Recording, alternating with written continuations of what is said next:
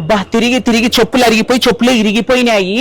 ఈ ఇంటికి to let board ఉంది. ఈ ఇండ్లన్నా ఖచ్చితంగా తీసుకుందాం. ఇప్పుడు ఎంత చెప్పినా కూడా తీసేసుకుందాం. అబ్బా అదేడు ఉన్నట్లున్నాడు ఓనరు. అన్నా నమస్తే అన్నా. నమస్తే అన్న ఎంత అన్న బాడీగా? 25,000 బాబు. అన్నా కొద్దిగా తగ్గించుకోండి అన్నా. ఎంత ఇస్తావు? 20,000 ఇస్తాంలేండి అన్నా. 20,000 సరే ఇక్కడ అన్న 2 BHKనే కదా? 2 BHKను పైన ఒకటి బెడ్రూమ్ కూడా ఉంది. అవును సరేనా, నెంబర్ చెప్పండి అన్న వేస్తాను. 9393 అదన్నా రామ్మోహన్ వేసినా చూడండి అన్న. ఓకే ఓకే సరేనా, ఓకేనా. ఇల్లు వచ్చి పొద్దున్న చూసుకో నువ్వు.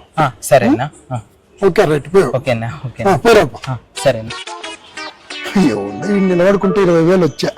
తిక్క నా కొడుకు ఎవడు అప్ప మా ఇంట్లో పంచ కట్టుకొని తిరుగుతున్నాడు?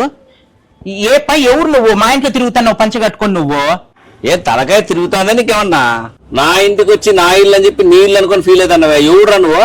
పో మరసంగా మాట్లాడు. నువ్వు ఏంది నువ్వు మాట్లాడేది? 20,000 ఇచ్చి నేను తీసుకున్న ఇండ్లు రెంట్కి. లే ఎవడికి ఇచ్చిన 20,000 నా సొంత ఇల్లు పోయి నేను కట్టుకోండి ఇంట్లో. నువ్వేంది వచ్చి నా ఇంట్లో అంటున్నావు? ఊరికే ఉండు నువ్వు, భలే ఉన్నావు గానీ. నువ్వేంది ఓనరు? అప్ప బయట నిలబడి ఉండే ఆ అప్పకు ఫోన్ పే చేసి వచ్చిన. నువ్వు దొంగ ఓనర్వి నువ్వు. దొంగ ఓనరా? దొంగ ఓనరా?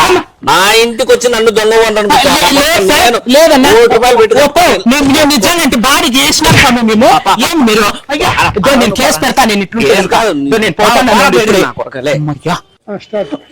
చెయ్యి మెల్లి తిప్పా. నన్ను ఎత్తిన 20,000 రూపాయలు పడినది కాకుండా పైగా ఈ దెబ్బలు ఒకటి అయిపో కనపడి ఆడన్నా కానీ మూతి పనులు రాలగొడతాను. బా కాలుతో కొట్టి బయటికి నూకినట్లుందప్ప. మా ఈడుంటే ఇట్లా తప్పించుకోవాలి ఇంకా.